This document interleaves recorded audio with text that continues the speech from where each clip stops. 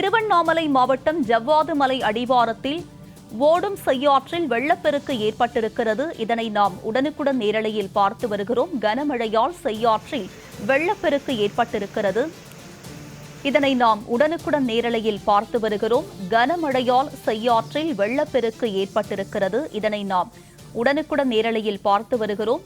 தொடர் கனமழை காரணமாக நீர்நிலைகள் நிரம்பி ஓடைகளில் நீர்வரத்து அதிகரித்ததால் செய்யாற்றில் திடீர் வெள்ளப்பெருக்கானது ஏற்பட்டிருக்கிறது. இது தொடர்பான கூடுதல் விவரங்களோடு இணைகிறார் எமது செய்தியாளர் விஜயகுமார். அவரிடம் விவரங்களை கேட்டு பெறலாம். விஜயகுமார், செய்யாற்றில் வெள்ளப்பெருக்கு ஏற்பட்டிருக்கும் நிலையில் இது தொடர்பான கூடுதல் விவரம் என்ன, பதிவு பண்ணுங்க.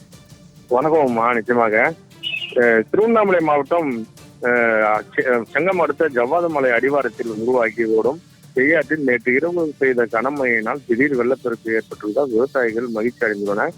திருவண்ணாமலை மாவட்டத்தில் கடந்த 4 நாட்களாக இரவு நேரங்களில் சூறாவளி காற்று இடியுடன் கூடிய பலத்த மழை பெய்துள்ளதால் ஏரி, குளம், குட்டை உள்ளிட்ட நீர்நிலைகள் அனைத்தும் நிரம்பி உபரி நீர் வெளியேறி வருவதால் விவசாயிகளும் பொதுமக்களும் மிகுந்த மகிழ்ச்சி அடைந்துள்ளனர். அதன்படி கடந்த 4 நாட்களாக செங்கம் மற்றும் அதன் சுற்று வட்டார பகுதியிலான ஜவ்வாது மலை பகுதியில் பெய்து வரும் கனமழையால் ஜவ்வாது மலையில் உள்ள நாமக்கல் ஓடை, பெருங்காட்டூர் ஓடை, குட்டூர் ஓடை போன்ற ஓடைகளில் நீர்வரத்து அதிகரித்து வருவதால் செய்யாற்றில் இன்று திடீர் வெள்ளப்பெருக்கு ஏற்பட்டுள்ளது.